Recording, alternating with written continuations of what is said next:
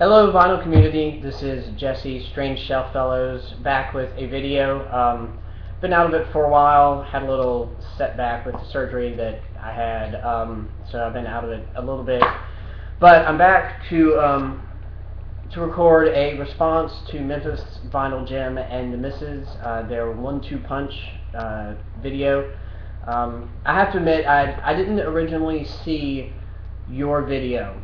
I started seeing other people doing responses. And when I saw people doing responses, my first thought was the 1-2 punch of two albums by an artist that go perfectly back to back. And I started, coming up with ideas and pulling things from the shelf and listening to stuff.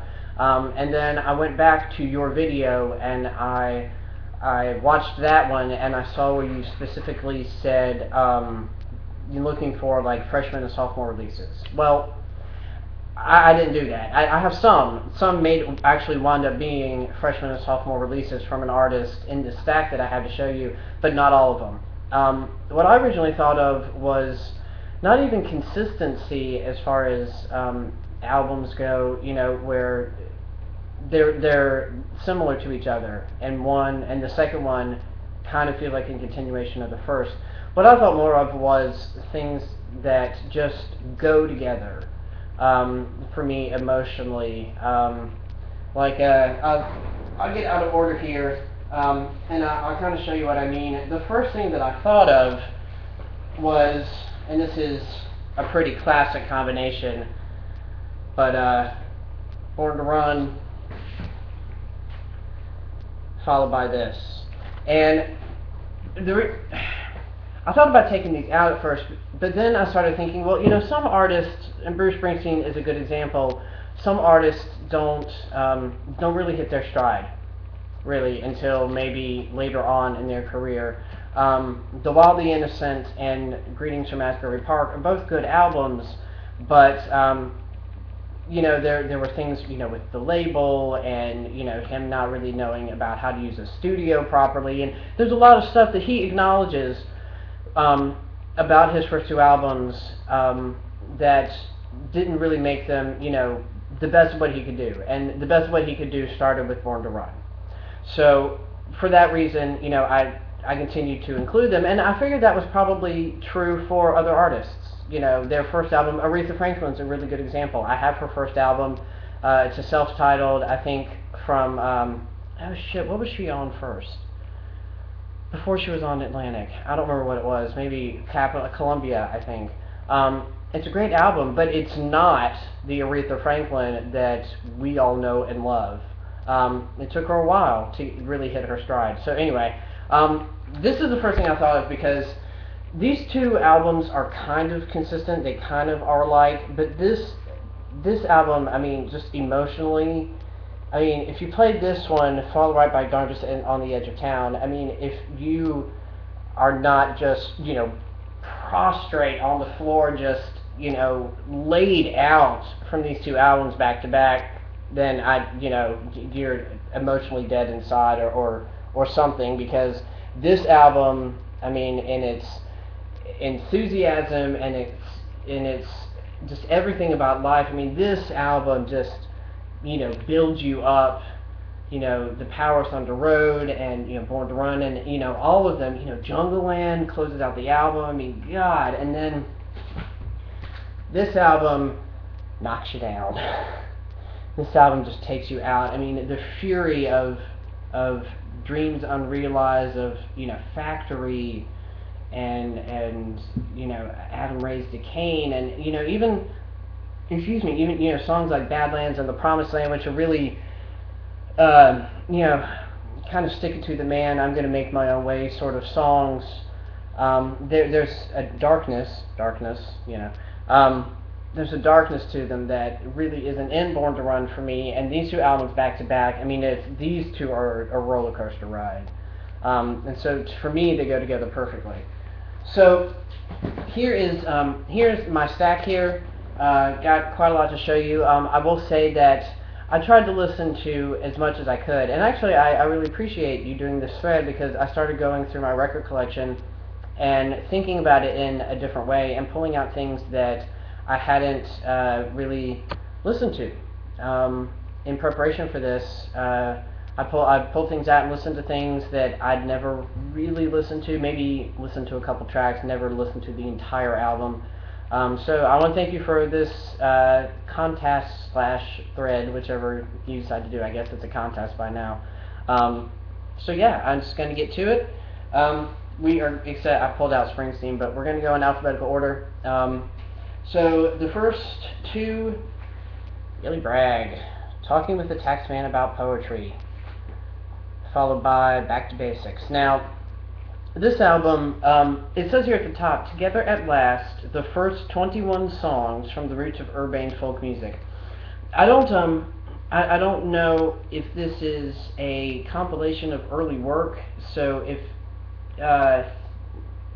these were composed before this, I don't know. I didn't do that much research.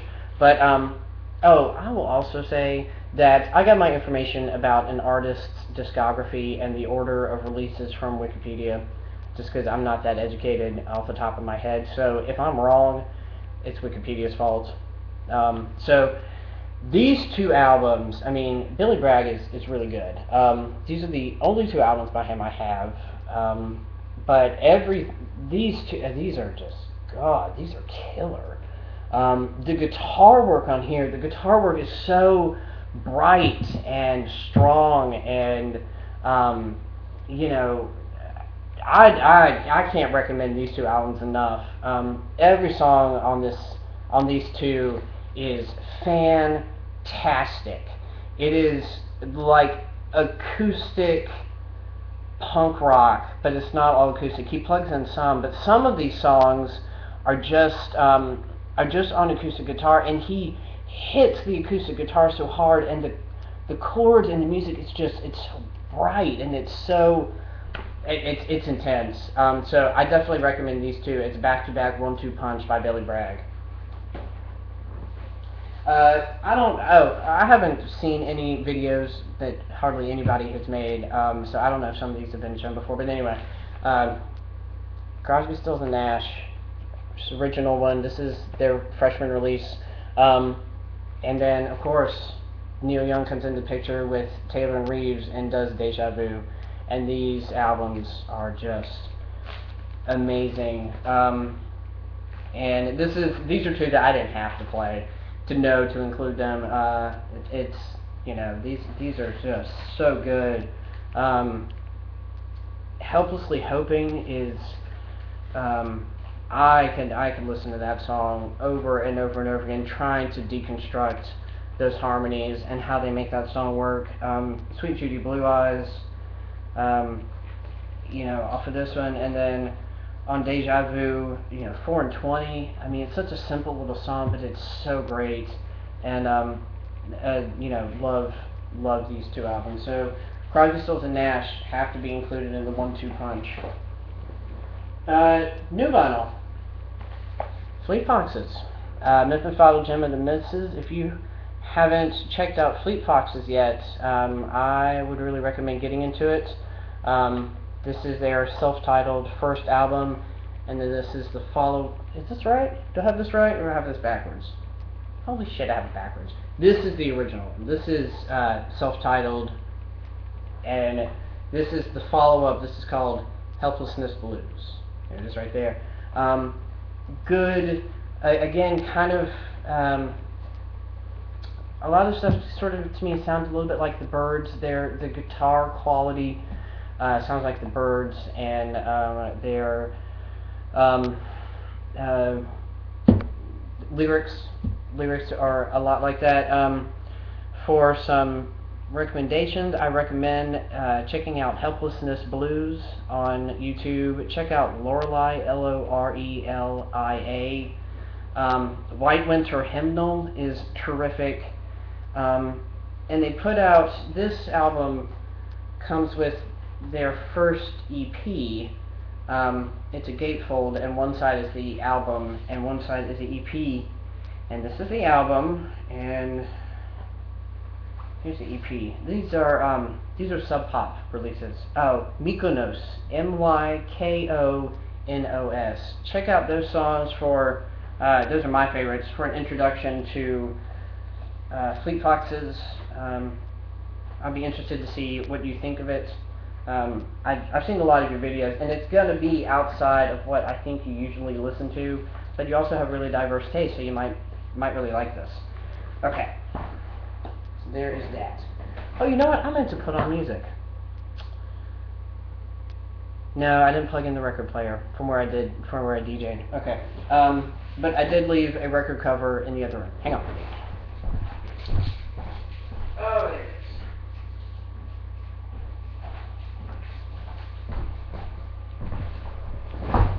Let me put these in order here, based off of the, okay. I have to admit, I'm not as educated about these as I wish I could have been before I did the video, but I really wanted to get in on this contest. So, Francois Hardy, the Yeah Yeah Girl from Paris on Four Corners. Get rid of the glare there. And then, this is called Francois, by Francois Hardy. I really like her. I haven't really given these as much of a listen as I should have before I entered, but I know enough of the songs on here to know that they really are quality, and it's very good. A lot, if not all, of these are in French, but they're very good. Very good. So Francois Hardy makes it in. Oh man, okay, these I did spin. And I'm really glad that I did, because I knew some of the hits off of these songs, excuse me, but I didn't know all of the songs, and both of these albums, man, back to back, top to bottom, are excellent. This is the Impressions. People Get Ready album, and they followed that up with Keep On Pushing. Both really excellent albums. You know, the songs that really stand out to me are the ones that I already knew, but a lot of these were really great. The guitar work, I mean, you know, both of these have Curtis Mayfield on them, so both of these are Curtis Mayfield era impressions, and the guitar work, of course, that he later on got really famous for in the 70s work, is still evident on here, and some really innovative, bold guitar licks and guitar choices. Sometimes this little thing, you know, comes out over the song. You're like, whoa, you know, just knocks you out, and it's like 3 seconds, and it's just really aces. So, People Get Ready, followed by Keep On Pushing album, really excellent 1-2 punch by The Impressions. I have to admit, I don't know these albums very well, but they have enough, I think, cultural cachet, and I've heard enough people talking about them to know that these are pretty solid choices on my part. Jefferson Airplane Takes Off, number 1. Surrealistic Pillow, number 2. Okay. Same goes for these. I know enough of these songs, again, to know that this is a really quality band, and I think that this is their first and their second album, but I don't really know. I gotta give it up for Marshall Tucker Band, Searching for a Rainbow, and then Long Hard Ride. Both really great band, really great albums. Alright, when I was going, for this next artist, I was thinking about the 1-2 punch, and I was like, there were so many good albums by this artist, back at, you know, one right after the other, that I couldn't really narrow it down to just a 1-2 punch. So you get a combination plus a 1-2. This is 4 albums in a row that I think are tremendous. I did listen to all these in a row, and you can hear the evolution of the artist, but it doesn't end up where it starts, but as a set are just excellent. And it's funny, I just saw the video where you were talking about this first album that you discovered as a result of another one of your threads, so I gotta give it up for Van. Moondance, to his band in the street choir, to Tupelo Honey, and ending with St. Dominic's Preview. 4 fantastic Van Morrison albums in a row. I can recommend all 4 of these, and you know what? the run of great albums probably even extends after this one. I just may not have had it to listen to really vouch for it, because he did so many other good ones that were right around this time period. But these four, aces. Okay, I did listen to these, and these were all very good. This is Phil Oakes. This is his first one. This is All the News That's Fit to Print, followed by I Ain't Marching Anymore. All the News That's Fit to Print is a little more, it wasn't called spoken word back in the day, but I call it spoken word now, where he's playing his instruments, but it's sort of a spoken sort of thing with his lyrics. I Ain't Marching Anymore, he sings more, he's got a great voice, but both of these albums are really, really good. I have shown these before, but I gotta show them again because, again, this artist is this is one of the first things that came to mind when I heard about your contest. This is their second and their third album, and I just, I grew up with these, so I have a special place in my heart for them. But I got it. Peter, Paul, Mary's Moving, followed by In the Wind. I mean, two fantastic folk albums. The guitar playing, their harmony, God, their harmonies are so on point. Oh, good Lord. And the interpretation of these classic songs, I mean, love these two albums. I do not have the second album on vinyl. It was released, I think, in '91, which a couple things happened in '91. I stopped. I wasn't really buying vinyl. I was buying CD and tape, and it may not have even been released on vinyl. If it is, I'd like to have it, but I haven't gone out and searched for it. So, Paul Simon's Graceland, followed up by The Obvious Child, which was, this is the South African-based album, although Graceland is, sort of roots, and The Myth of Fingerprints is kind of Cajun Zydeco.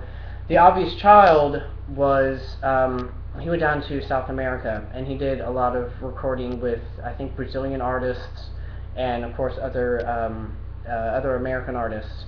But The Obvious Child, following this, are both really great albums.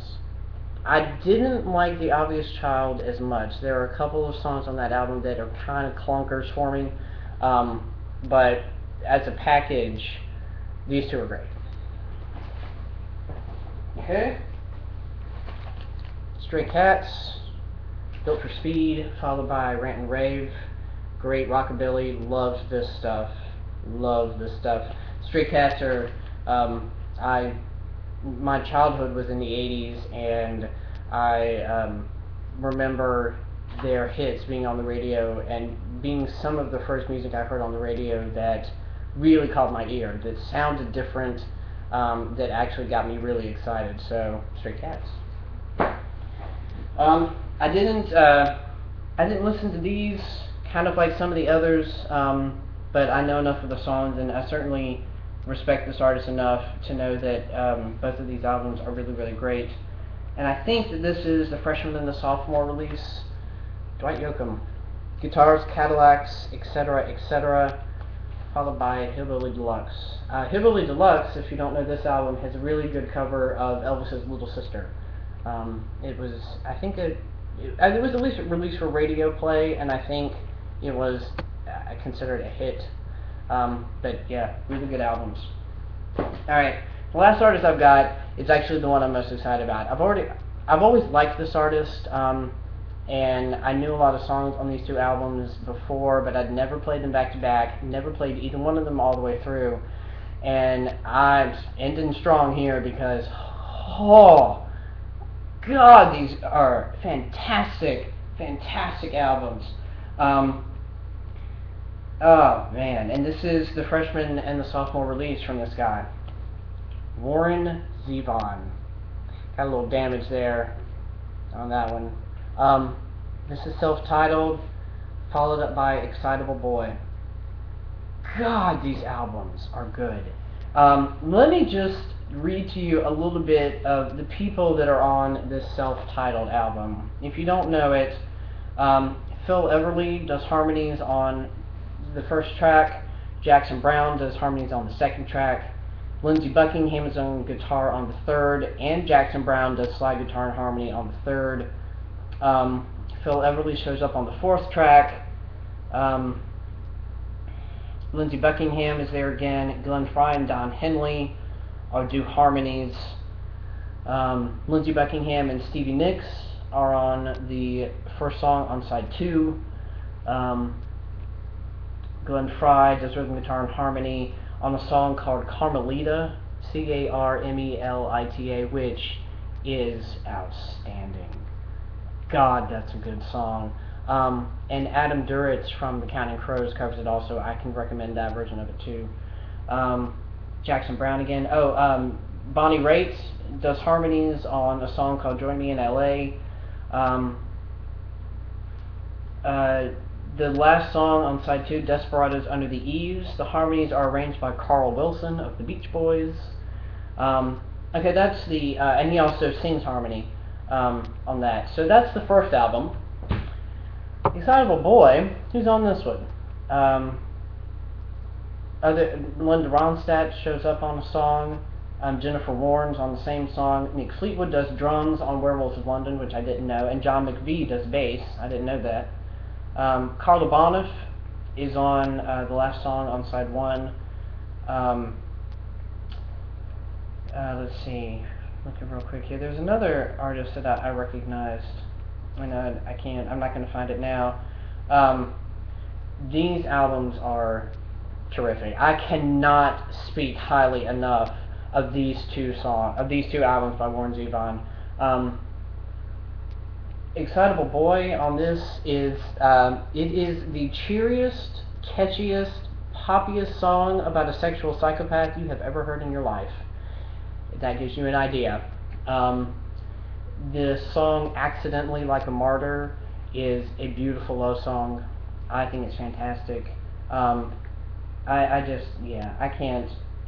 can't recommend these two enough, and that's where I'm going to end it. So Warren Zevon's first 2 albums, outrageously good. I don't have the third one, I don't think. Can't vouch for that one, but I'd love to have it. I'd love to have everything by him. Actually, that's another artist that I'm on the hunt for. So mphsVinylJim and the Misses, glad to see you back. Great thread, really got me digging and listening to some stuff that got me very excited. As far as the rest of my life goes, I have officially gotten so many new things that it's just going to be impossible to do recent finds. The amount of time it would take me to do recent finds for this stuff that I've gotten is going to be so long that new things will come in the meantime, and I'll have those to do recent finds, and it's a disaster. It is a good disaster and a good problem to have, you know, first world problems and all, but there's a lot of stuff here. I went digging in the basement again, and in storage, pulled out a bunch of 45s that I'm excited about. Got more albums in some trade and swap with friends of mine here in town. Just outrageous stuff. So I'm going to do some more recent finds when I get to them. Maybe whittle it down a little bit to show you all some stuff, the best stuff that I'm excited about. But anyway, mphsVinylJim and the Misses. Love you guys, love your videos. It's great to hear voices that sound like my own, and people who are interested in all kinds of music like myself. I hope to see you in August. We're not too far away from Dixieland Farms. However, my future in-laws are coming in sometime around there, and they have not yet said when, so I hope we make it. If not, maybe we'll have to do something up this way next time. Okay. VC, hope everybody's doing good. Been watching as many videos as I can and commenting when I can. Comment on this stuff, go back to my old stuff, leave me some more comments. There's still unanswered questions from old videos that I'd love some feedback on. I guess I'll end it there. Love you guys, glad to be back, and I'll talk to you soon.